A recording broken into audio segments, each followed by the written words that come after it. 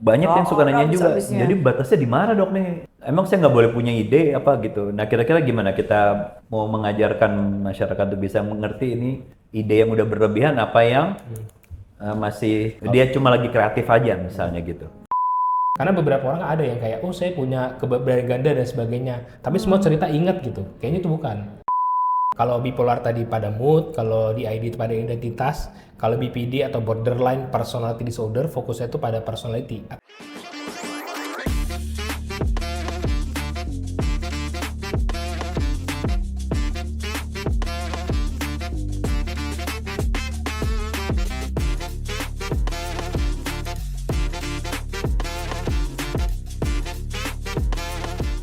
Jadi manic itu gejalanya adalah gembira yang berlebihan. Gembira Ya, ini sering menjadi pertanyaan nih terus terang. Banyak sekali pasien bertanya, maksudnya gembira berlebihan tuh gimana dok gitu? Ada nggak cara membedakan antara gembira yang wajar sama yang berlebihan? Kira-kira? Silakan Mbak Zoya. peningkatan ya kalian kita lihat. Jadi kalau misalnya seru ada ini tapi nggak ada apa-apa, dia juga yang bisa very excited gitu loh, very loud, terus dia gitu bukan cuma ekspresif gitu ya, tapi bener-bener berlebihan dari biasanya, dari kebanyakan, dari dianya sendiri gitu ya. Misalnya, wah ini ada sesuatu yang, wah seru banget ini, dia bisa, wah gila aku seru banget, sekali banget. Nah peningkatannya itu yang biasanya menandakan bahwa ini adalah gembira yang berlebihan. Dan mungkin nggak sesuai situasi juga bisa tuh. Nggak sesuai situasi. Karena bisa nggak ada situasinya dia happy ketawa-ketawa. Ada yang kayak di situasi perasaan nggak bahagia deh, tapi dia malah jadi ketawa-ketawa juga. Itu juga bisa. Kalau itu kan kayak tadi depresi. Iya betul. Ada sebabnya apa enggak Iya, gitu. betul. Gembira juga ada sebabnya apa enggak itu Betul, juga. betul. Nah, tapi kalau misalnya ada konteksnya nih lagi bahagia. Tapi yang bisa menjawab itu tadi ada yang tadi Zoya Iya. kasih penjelasan bahwa kok berlebihan dibanding biasanya nih gitu ya. Wajarnya harus segini, tapi kok ini kayaknya berlebihan sekali. Tapi memang ini nggak ada batas yang sangat kuatnya, agak Ya, susah betul. gitu. Karena toh memang kita juga tidak mendiagnosis manik hanya dari satu gejala ini Betul. kan, Iya, gitu ya. Oke, tapi prinsipnya adalah kalau tidak ada sebab untuk gembira dia jadi gembira itu tanda-tanda Tanda-tanda. atau yang berlebihan sekali, Setuju Iya. dok. gitu ya. Atau sama ini dok, apa juga orang bilang bahwa manik itu cuma bahagia, padahal juga bisa yang sifatnya marah-marah, Iya, irritable. iritabilitas mood gitu. Orang bilang oh ini marah-marah aja itu, padahal sebenarnya mungkin itu lagi manik, itu bisa juga. Ya nggak sabaran, Betul. nggak mau ngantre tuh kadang-kadang gitu ya. Pick me attitude paling sering tuh. gitu, pick me Senggol ayo bacok. senggol bacok. Ajak gue berantem dong, ayo cepetan. Itu saya Oke. lagi. Itu mengenai gembira berlebihan. Berikutnya adalah peningkatan kepercayaan diri yang berlebihan juga. Ya. Gimana tuh? Ada cara ininya? Peningkatan percaya diri yang Mengidentifikasinya. berlebihan biasanya dia merasa the king of the world or queen of the world gitu, yang kalau misalnya ada apa-apa tiba-tiba mau aja mimpin rapat. Terus kalau mimpin rapat kan langsung tong. Terus plus juga dia dalam melakukan hampir segala kegiatan over sekali, sangat-sangat percaya diri yang berlebihan. Bahkan bisa sampai delusional juga gitu ya mbak. Kayak percaya dia punya harta di mana gitu dan sebagainya itu bisa. Itu udah jauh banget. Sekarang yang pertanyaan saya begini, bisa nggak kita bedain antara percaya diri sama Yang sehat. ya yang sama berlebihan. sudah jadi sombong dan arogan. Batasnya di mana? Kira-kira? Ya, kalau di toxicity-nya berarti kalau berlebihan mungkin dia ketika dia percaya diri, yang tadi dibilang Dr. Hans udah deket sama Waham gak sih? Kayak wah saya bisa tuh setaraf ya, misalnya si orang terkenal ini gitu ya, padahal Elon Musk misalnya. aku setaraf sama Elon Musk bisa, itu I'm sure I can do that. Nah gitu kan, udah mulai gitu. Ya. Atau sebenarnya kalau Nabi itu segini, saya segini. Ya udah mulai gitu, oke. Nabi min satu. Nabi bisa tuh. Nabi minus satu. Dia bilang, kalau misalnya Nabi itu 10, saya tuh 9 Mbak Zoya. Oh oke. Ya. Dan dia very adamant about that, Iya, gitu. iya. Kalau saya kasih contoh gini bisa nggak untuk sedikit membedakan? Kalau misalnya saya bilang sama Zoya, Zoya kalau menurut saya seorang dokter yang baik. Oke, Itu confident apa arrogant? confident. Confident, right? Tapi kalau saya bilang gini, Zoya, nggak ada dokter lebih hebat dari saya, gitu. Oh, ya, that's arrogant. Ya, arrogant Iya, kan? iya, Nah, iya. itu mungkin sedikit bisa membedakan. Sedikit bisa membedakan, Ya, exactly. antara dia ini masih percaya diri atau dia sudah mulai meningkat kepercayaan diri yang berlebihan. Jadi kita mesti bisa bedain antara confident sama arrogant itu satu. Tapi kemudian yang harus dicari adalah peningkatannya. Kan kepercayaan diri itu pada umumnya ajak lah segitu-segitu aja ya gitu. Nah, kalau kita menemukan lonjakan yang tinggi sekali dibanding biasanya, ya ini berarti waktu dicurigai bahwa ada peningkatan kepercayaan diri yang berlebihan, bukan? Gitu ya. Sama bisa juga ya dok, kalau misalnya bilang percaya diri itu biasanya ada dasarnya gitu dok. Either dari yang sebelumnya atau harapan akan masa depan ya. Kalau ini cuma nggak salah aja gitu kalau yang arogan. Nggak tahu Cuma dari di awang-awang dok. fantasinya dia aja. Iya, benar. Ya. Kalau misalnya aku bilang aku punya harta di mana gitu, pasti awang-awang gitu kalau itu. Oke, berikutnya adalah ide yang berlebihan kan? Oh iya. Banyak yang suka nanya juga, habis-habisnya. jadi batasnya di mana dok nih? Emang saya nggak boleh punya ide apa gitu? Nah kira-kira gimana kita mau mengajarkan masyarakat untuk bisa mengerti ini ide yang udah berlebihan apa yang masih dia cuma lagi kreatif aja misalnya gitu. Kalau aku biasanya ini sih dok, biasanya kalau ide berlebihan, pertama eksekusinya. Jadi kalau misalnya idenya banyak, eksekusinya hampir nggak ada atau nggak benar atau jadi berantakan, itu berarti enggak, itu pasti yang terganggu. Oke, good point tuh. Kalau misalnya ide banyak tapi semua bisa tercatat, terdokumentasikan, terlaksana juga, ada langkah-langkahnya, itu mungkin baru strategis gitu ya. Bisa sih ide banyak tuh juga akhirnya kalau udah banyak penuh, pasti ngomongnya juga jadi banyak, jadi cepet. Kalau kita dengerin pun kayak ini kok ngomongnya kayak nggak terlalu nyambung gitu. Iya, lompatnya cepet gitu dari satu titik. Ini apa ya gitu betul. ya. Dari satu titik ke titik lain tuh kayak kok kayak nggak nyambung, tapi nyambung sih. Nah itu ngomongnya juga cepet, harus dikeluarin semua gitu. Nah itu biasanya ide berlebihan tuh. Agak-agak beda sedikit dengan flights of idea nggak sih? Actually itu flight of Iya, ideas, kan? betul. Jadi dia dari sini tunggu belum selesai gimana nanti eksekusinya rencananya bakal gimana gitu. Dia udah iya atau kita bisa begini aja nih gitu. Langsung oke. Ya, dari definisinya flight of ideas itu bukan hanya loncat-loncat, Bukan hanya loncat-loncat, tapi juga tapi- ada pressure of speech. Iya, Itu dikatakan pressure. Jadi ngomongnya dengan tekanan yang tinggi nih. Oh, ini. Nah, itu tuh. bisa banget nih, kita pasti harus bisa nih. Tapi kalau ini begini gimana? Enggak, ini pasti bisa. Dan makanya kalau dulu pas kita pendidikan kan dok, misalnya kita role play gitu ya, role play depresi itu lebih mudah. Oh ya sedih, nggak semangat. Tapi role play manik tuh susah gitu. Iya. Kayak ngomong tuh kayak nggak bisa terlalu lucu. Kita tetap ada batasannya kan. Tetap Kalau ada manik tuh, batasnya. gitu. Ya, betul. Susah tuh. Tapi basically jadi ide yang berlebihan itu adalah pada saat yang bersamaan dia kedatangan. Bukannya dia mau, bukan dia mencari loh ya. Dia kedatangan banyak sekali ide dan nggak bisa dijalankan, nggak bisa dieksekusi karena terlalu banyak. Iya. Gitu ya kira-kira ya. Iya. Oke. Tenaga dan semangat meningkat berlebihan. Gimana? Ini kalau yang paling klasik ya dok. Biasanya yang pasien bilang kayak saya tiba-tiba suka beres-beres, suka bersih-bersih. Baju udah lipat, saya lipat lagi gitu. Itu Ya. paling sering tuh dibilang ke pasien gitu ya. Terus sih bagus sih suka lipat baju ya. Bahkan ada yang begini, jadi udah dilipat, dibongkar lagi terus dilipat lagi gitu. Malam-malam ngechat rumah, kayak, wow semangat juga tuh. Iya. Kalau klien saya bipolar adalah ini masak, Oh, bikin kuenya susah-susah. Iya. Gitu, yang misalnya kue lapis apa gitu, yang kalau misalnya dia lagi nggak ini, kalau dia lagi nggak menek dia bilang gini, aku bilang gini, yang waktu itu kuenya enak banget tuh, dia akan gini, Mbak Zoya kayaknya saya lagi manik deh waktu itu, saya nggak ada tenaga kalau mikirinnya sekarang, tapi waktu itu bisa dia bikin kue kayak gitu, saya bilang, ini kamu bikin semalaman, iya saya nggak tidur, tapi emang enak banget gitu. Cuma kalau lagi nggak begini, kok saya bisa punya tenaga ya untuk bikin ini semua.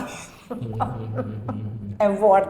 dan itu bukti bahwa sebenarnya manik itu di luar kontrol kita tuh. Ya. Bahwa pada akhirnya tiba-tiba kita punya tenaga, kebutuhan tidur kita kurang, ngomongnya cepet, semua bukan karena kita mau, tapi emang kayak gitu kan, secara biologis gitu dok. Lonjakannya juga Betul. itu ya. Gitu. Saya kalau biasanya jelasin ke pasien, saya bilang itu persis kayak iklan baterai. Energizer. Iya, ya. Nggak tahu boleh nyebut merek apa enggak. Energizer Bunny. Ya, Apa tapi ntar ditit itu kan aja. bagus kan, Energizer Bunny ya. Maksudnya yang iklan baterainya baninya udah pada terkapar, yang ini masih dangdung terus Ya itu tuh kira-kira yang paling menggambarkan orang ide dan tenaga dan semangat yang Kayaknya kalau menikah. anjing gue deh husky deh. Gak ada bisa-bisa tenaganya. To the point sampai kadang-kadang nggak butuh tidur kan? Betul dok. Gitu ya. Bukan nggak mau tidur tapi nggak butuh tidur. Nggak butuh tidur kan? Gitu. Berikutnya adalah bicara jauh lebih banyak dibanding biasanya. Chatty, cerewet. Nah ini gimana membedakannya Chatty, ya. antara dia emang bawel sama udah ke arah manic? Itu tadi tuh yang Dr. Hans bilang tuh yang dia karena saking idenya banyak, Ya. jadi dia juga kan mengungkapin semua idenya itu tuh jadi berebet juga nggak sih yang Ya. gitu karena so many things in their head, terus dia juga switching gitu dan seingat saya kadang-kadang kalau dipotong mereka akan marah banget karena mereka bener-bener perlu let it out gitu Betul. loh. Dan kadang susah juga dipotong mbak. Ya, Kita mau nyari selanya, nggak ada nafasnya kelihatan. Ada napasnya. dominating the conversation, Conversation. ya. Sebetulnya. Gitu ya. Oke. Dan bukan cuma ngomongnya banyak, Intonasi, intonasinya volume juga. tinggi, volumenya Intense. besar gitu ya. Jadi meningkat semua tuh ya, gitu ya. Nah berikutnya nih yang paling sering terjadi, overspending, Oh iya dok. shopping spree, right? Perilaku beresiko. Tapi itu juga kadang-kadang susah loh bedainnya karena ada orang-orang yang memang suka belanja, ada juga yang kalau lagi Apalagi stres sekarang banyak terus belanjaan online melampiaskan lagi. belanja kan gitu kan. Nah, gimana membedakannya? Ada kiat? Mungkin Mbak Zoe ada kiatnya dok. Banyak yang suka belanja mungkin dok. Suka belanja. Saya mulai melihat modus ini. Saya melihat Karena saya nggak suka belanja dok, aman. Saya suka belanja dog food. Jadi saya banyak makan. Alasan. Ya gimana? Bedain belanja yang masih wajar sama yang shopping spree? Belanja yang udah nggak wajar ketika dia belanja dia barely pakai bahkan kadang-kadang tagnya juga nggak dicopot. Tagnya nggak dicopot masih ada alasan lain gitu ya. Oh ya? Siapa tuh dia berniat mengembalikan Oh ya. Waduh. Tapi Ada bisa loh jadi itu di kayak- luar negeri itu Betul, Iya, dalam di luar waktu negeri seminggu bisa. masih boleh dibalikin. Di Betul, sini betul. juga ada yang begitu, Iya, boleh kan? dibalikin kan. Dibilangin, Mbak Gitu. ini kalau mau dibalikin tagnya jangan copot kayak. Tapi ini kayak udah beli, kayak ada satisfaction tertentu, habis itu udah numpuk kayak ini tagnya masih ada semua gitu dan udah nggak dipakai. Terus dia bisa beli, misalnya dia beli I don't know gelang 10 gitu. Terus tapi nggak dipakai semua juga, kayak gitu-gitu loh. Kalau menurut saya, what do you think? Kalau satu lagi kan dia utamanya itu kan masuknya dalam kegiatan berbahaya atau reckless gitu. In a way kalau dia lagi sadar dia tahu bahwa itu keliru. Biasanya. Jadi dia oh ya harusnya saya nggak spending kayak gini ya. Nggak Biasanya harus kamu begini juga nggak? ya. Gitu. Betul. Jadi pas sudah selesai dia rasa harusnya nggak kayak gitu ya kemarin ya. Tapi kalau lagi momennya ya memang agak susah tuh kadang. Padahal kita tanya dia sebenarnya beli untuk apa? Dia bilangnya ada aja alasannya untuk ini, untuk ini, untuk ini, untuk ini. Tapi Tapi nggak 10 juga kan, Betul. nggak sekian juga kan gitu misalnya. Jadi setelah itu dia baru oh ya menyesal ya harusnya saya nggak kayak gitu ya. Atau bahkan sampai ada dampak misalnya kayak jadi ngutang atau jadi nggak ada penghasilan habis semua itu juga bisa sih dok. Oh. Gini, mungkin jadi perlu pinjol. beberapa patokan juga. Saya punya pasien. Ya, kalau ini yang betul manic nih, memang dia lagi manic. Dia suka sound system, dia bisa beli headphone, bisa 10 sekali 10 beli. kan. Headphone yang bagus tuh kan sekitar 4-5 juta kan? Iya gitu. Atau Dia lebih, bisa- dok? Iya, bahkan lebih bahkan. Nah itu dia bisa beli 10. Dari 10 itu 3 mereknya sama, 7 mereknya beda-beda. Yang sampai di rumah dia juga bingung, ini mau gua apain ya sebenarnya gitu. Akhirnya dibagi-bagi ke keponakan-keponakan gitu misalnya. Itu contoh. Iya, itu iya, iya. itu udah yang seperti itu tidak tersangkalkan lagi. Tapi kalau kayak tadi 10 gelang, kalau gelangnya bukan gelang emas ya, maksudnya gelang-gelang Iya. lucu-lucuan aja gitu. Kalau beli 10 kadang-kadang pasti masih mendebat kan. Iya. Ya kan cuma segini dok harganya nggak gede-gede amat. Jadi saya bukannya nggak pakai pertimbangan gitu. Iya. Ya, itu kadang-kadang juga masih abu-abu tuh Betul, ya, betul. yang begitu. Ya. Oh, saya tahu. Klien saya begini. Kalau dia lagi manic, terus dia lagi heboh, dia misalnya gini, tiba-tiba, gue pengen keluar negeri, sekarang banget juga. Nanti dia akan membooking tiket untuk kayak 2 hari kemudian yang luar negeri yang jauh, yang butuh planning, yang butuh itu. Dan dia bisa akan, ya udah, pokoknya pesan hotel, pesan ini segala macem gitu. Nggak lihat seasonnya apa, ininya apa, enggak beli gitu.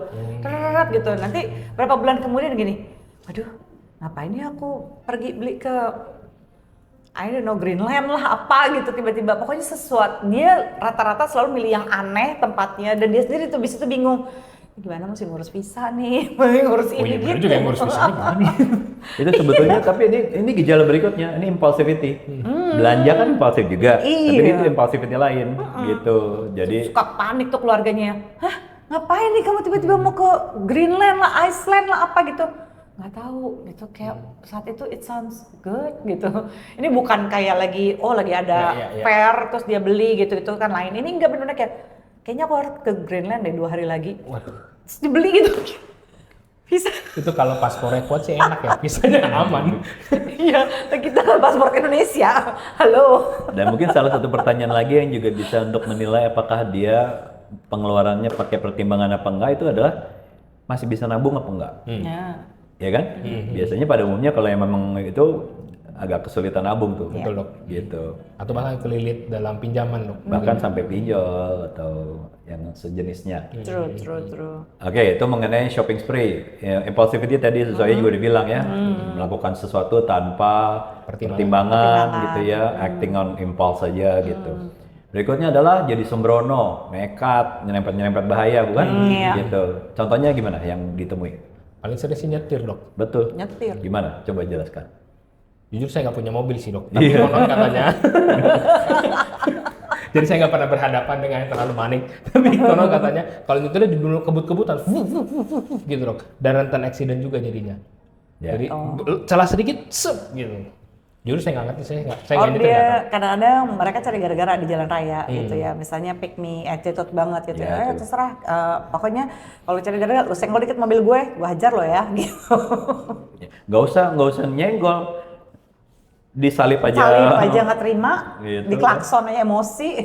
Jadi biasanya saya lihatnya kalau di jalanan itu yang biasanya nyetirnya tenang jadi ugal-ugalan. Iya.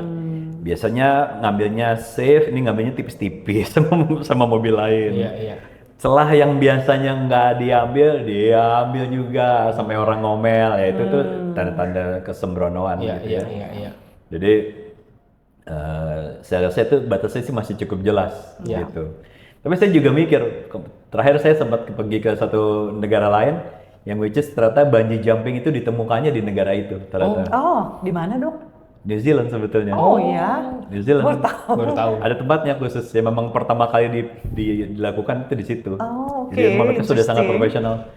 Saya tuh kan sebetulnya agak takut ketinggian. Nah. Tapi di hari itu saya sempat tergoda mau nyoba bungee jumping. Kayak seru tuh, Dok. Saya mikir, nih saya lagi agak menik apa enggak ya sebenarnya ya. Gitu, karena never cross my mind sebelumnya. Tapi saya masih mikir gini, itu saya masih mau karena bawahnya air. Kalau bawahnya tanah ya udah jelas saya nggak mau. Ngeri-ngeri Jadi kan masih ada sedap. pertimbangan ya gitu ya. Iya dong. Udah gitu. Dan saya mau melakukannya di tempat memang yang mereka jam terbangnya sudah paling tinggi. Iya. Itu mereka pertama yang menemukan di situ. Pertama kali dilakukan tuh di situ. Did you try?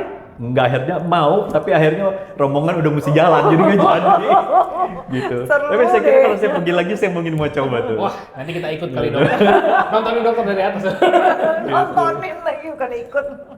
Ya, oke. Terus tadi mengenai sembrono nekat nyerempet bahaya. Berikutnya adalah appetite meningkat berlebihan, Appetite bukan? meningkat berlebihan. Beberapa ada yang jadinya appetite-nya berlebihan dok, jadi karena impulsif tadi. Tapi ada juga yang jadinya appetite-nya menurun.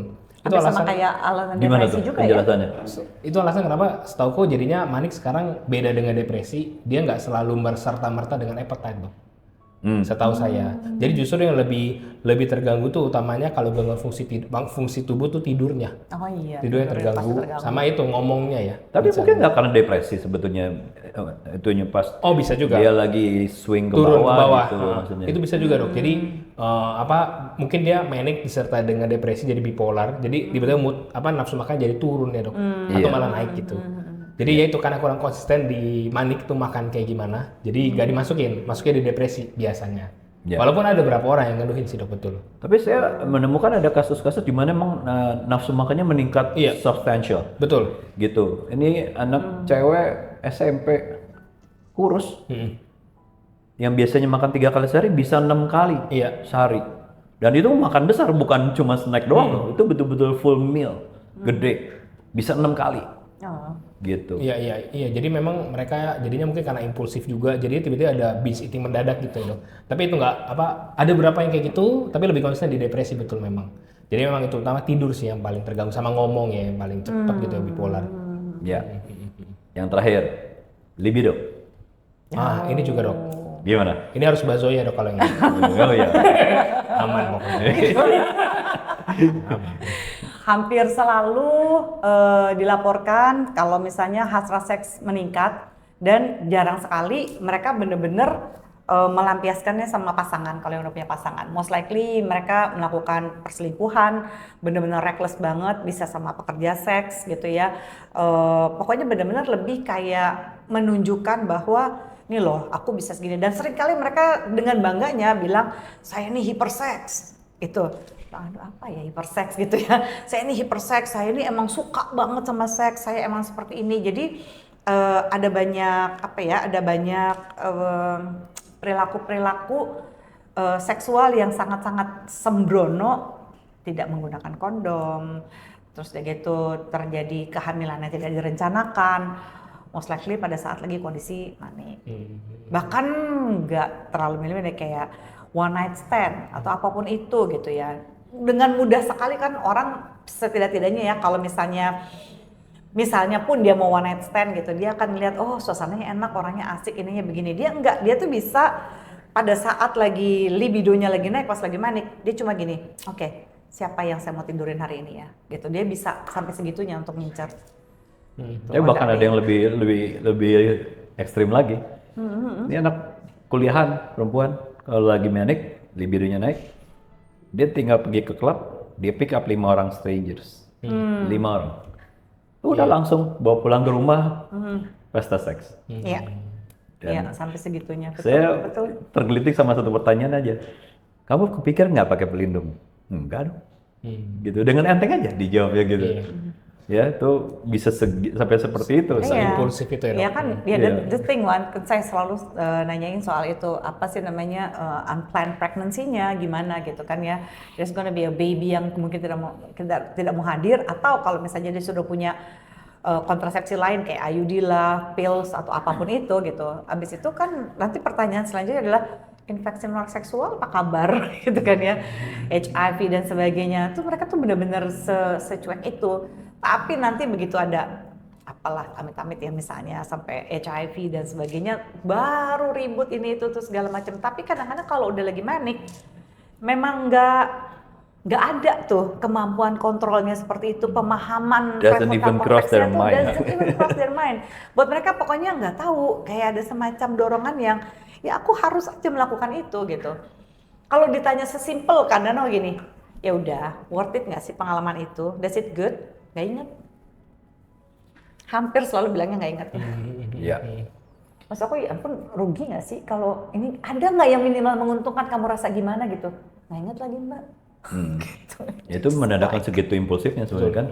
Memang bahayanya gitu ya, udah impulsif, libidonya naik pula lagi. Ya itu makanya sering terjadi ya. Oke, kita udah bahas manik. Sekira kita langsung tadi yang Zoya singgung ya. Bagaimana membedakan bipolar dengan BPD, bagaimana membedakan bipolar dengan DID. Gitu. Kalau bipolar sih sebenarnya lebih kalau dilihat perubahan utamanya tuh kan mood, energi, aktivitas, ritme biologis, kurang lebih gitu kan ya kalau bipolar. Tapi kalau di ID itu yang terganggu tuh integritas, identitasnya, kesadaran sama memori gitu. Jadi bukan lebih kepada moodnya. Kenapa orang sebenarnya kayak ada kepribadian ganda? Mungkin orang ngelihatnya, wah bisa ceria, bawel, terus tiba-tiba diem gitu kan, kayak ada 2 kepribadian. Nah itu kan orangnya masih sama, cuma moodnya, episode moodnya yang berbeda. Tapi kalau pada DID atau split personality ini, kepribadian ganda ini, yang terganggu tuh dia punya identitasnya ada tidak terintegrasi lagi, istilahnya tidak menyatu gitu. Nah itu kepecah-pecah, dan kesadaran juga, memorinya juga terpecah gitu. Itu tidak terjadi pada bipolar gitu ya. Kalau dia mau ditambahin? Iya. Terus DID kan sebenarnya secara sederhana dissociative identity disorder. Jadi fokusnya itu pada identitas. Jadi secara sederhana dia nanti kita lihat ada 2 atau lebih identitas yang berbeda, dan biasanya ditandai dengan adanya kehilangan memori autobiografi. Jadi misalnya dia lupa kemarin katanya kamu kemarin pergi ke sini ya? Enggak kemana-mana kok, di rumah aja. Padahal pergi. Jadi benar-benar Hilang atau blank kadang-kadang ya dok. betul, dan memang yang datang ke sana pun memang identitas yang berbeda gitu ya. Jadi identitasnya yang berbeda, dan tanda itu ada kehilangan memori autobiografi. Karena beberapa orang ada yang kayak, oh saya punya keberadaan ganda dan sebagainya, tapi semua cerita ingat gitu. Kayaknya itu bukan. Dia harus ada perbedaan sehingga dia benar-benar lupa in a way gitu. Ya, saya mencoba menyederhanakan dan merangkum aja ya. Jadi kalau bipolar itu gangguannya gangguan mood. Moodnya yang berubah. Entah dia gembira berlebihan, sedih berlebihan, atau swing. Ya. Tapi identitasnya tidak pernah berubah. Ya. Kalau Hans ya Hans saja, nggak jadi Hans terus jadi Aswin, Identitasnya terus siapa? jadi Daryl misalnya gitu, nggak ada itu. KTP-nya sama, Ya. ya ibaratnya KTP-nya sama, cuma moodnya yang berubah-ubah. Itu kan? Kalau itu bipolar ya. Iya. Kalau DID, DID itu adalah dissociative Dissociative identity disorder. Kalau di masyarakat itu mereka menyebutnya sebagai kepribadian ganda. Nah, karena kepribadiannya ganda, artinya identitasnya juga lebih dari satu, Ya. gitu kan? Hans Dia 2.0, Hans ya 3.0. ada saat dia jadi Hans, ada saat dia jadi Aswin, ada saat dia jadi Daryl misalnya gitu, ya. Nah, dengan begitu, jadi memorinya juga tergantung Ya, si identitas yang identitas lagi ini, memenuhi, gitu. ya, Si Hans tidak ingat peristiwa yang pas dia lagi jadi Aswin, dia nggak ingat. Nggak ingat. Hans tidak ingat pas dia jadi Daryl, dia nggak ingat, gitu. Nah, jadi memorinya terbatas pada identitasnya itu. Itu tadi maksudnya apa tadi? Autobiografi. Autobiografi. Ya. Dan yang paling menonjol juga adalah begini. Sebetulnya antara masing pribadi ini juga tidak saling menyadari sebetulnya. Bisa jadi, Pada umumnya begitu. Iya, Dia benar. nggak tahu tuh bahwa dia ada saat menjadi Aswin, jadi Daryl, tuh Hans tuh nggak ngerti gitu, ya kan? Betul loh. Itu yang khasnya gitu ya. Jadi saya kira ini sudah cukup jelas perbedaannya, bukan? Oke, berikutnya adalah dengan BPD. Ini yang paling sering malah. Sering ketuker. Sering salah gitu. Ada yang mau jelasin dulu? Ayo, BPD itu gangguan kepribadian dengan instabilitas relasi, emosi, impulsif, mirip-mirip kan makanya ya, impulsif, self image, fear of abandonment.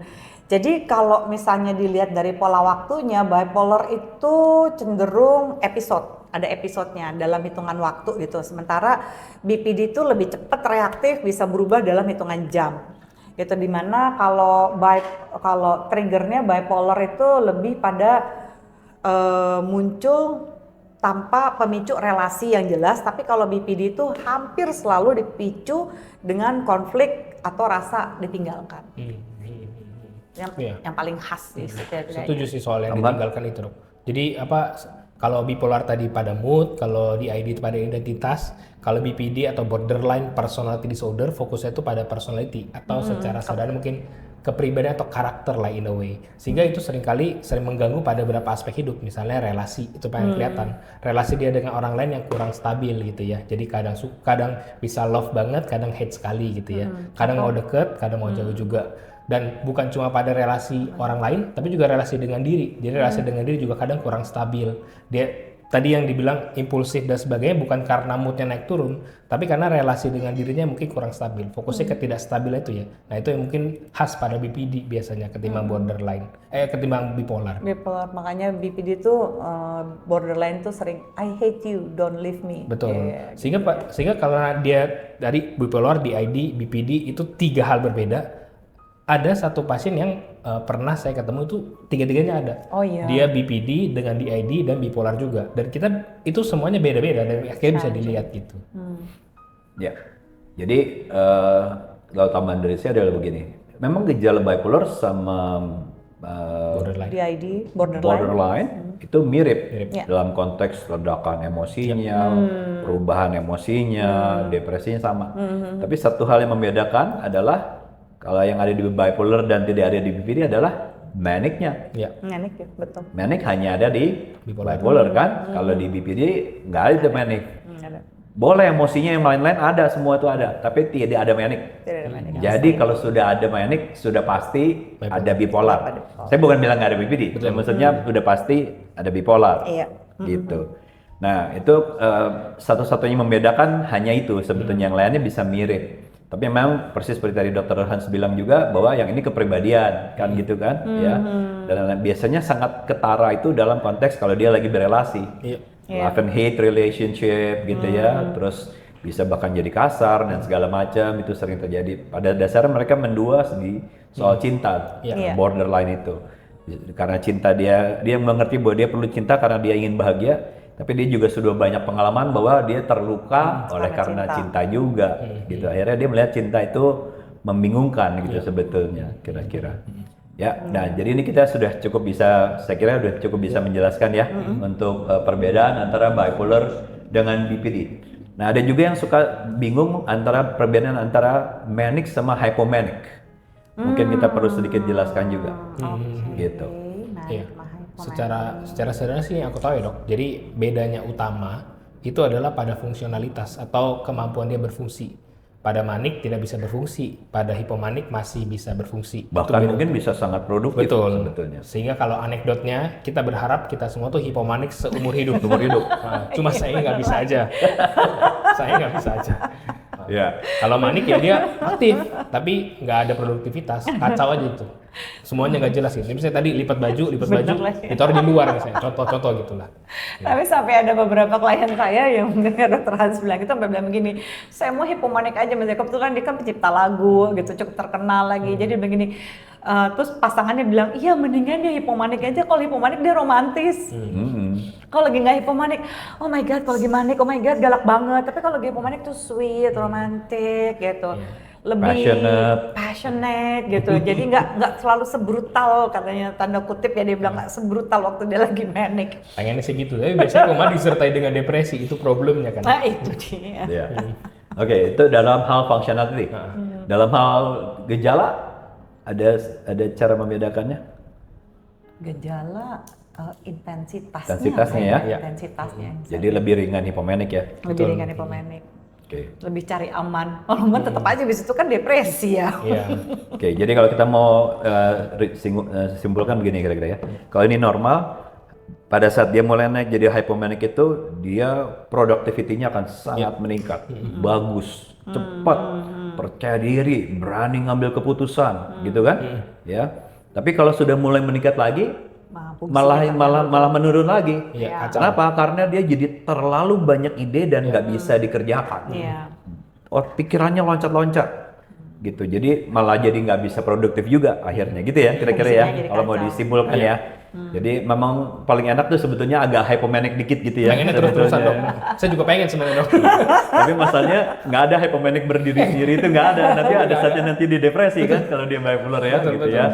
Jadi jangan berharap bahwa ternyata bisa hypomanic tanpa ada depresi, nggak mungkin lah ya gitu ya. Betul. Gitu. Oke, saya kira udah cukup jelas. Oke, sudah cukup Ya, gitu. mudah-mudahan ini bisa mencerahkan banyak orang yang mendengarkan. Ya itulah gunanya mendengarkan kami di Eksklusi Damai Jiwa gitu ya. Ya, cuma jangan lupa ya sobat-sobat Damai Jiwa, ketika kami tadi mendeskripsikan seperti yang kami alami dengan pasien klien di ruang praktek, kami tidak berharap supaya sobat Damai Jiwa yang mendengarkan ini melakukan self diagnosis gitu ya. Kami mencoba menjelaskan hanya untuk mengajak, jika Anda merasa seperti itu, konsultasikanlah dengan kami gitu ya, dan dengan proses pengobatan dan sebagainya. Nanti kami juga akan teruskan di episode selanjutnya. Kami ada bintang tamu khusus nih gitu ya, nanti biar Anda lihat sendiri. Kita akan lebih bahas lebih dalam tentang bagaimana sih rasanya ketika manic take over, ketika depresi take over, dan apa sih itu konsep kesembuhan. Tunggu aja di episode selanjutnya. Dan saya juga berharap bahwa apa yang kita bahas ini tidak digunakan untuk menyerang orang, menyakiti Bisa orang gitu ya, lain. Ya? Ini nih kamu nih gitu. Iya. Dasar kamu nih gitu ya. Nah, jangan gitu ya. Knowledge itu akan jadi baik kalau digunakan untuk tujuan kebaikan gitu ya sebetulnya ya. Jadi begitu Sobat Damai Jiwa, sampai ketemu lagi di podcast A to Z berikutnya. Saya Hans. Saya Zoya Amirin. Saya Aswin Kandau. Kami pamit undur diri dan terima kasih. Terima kasih. Dah.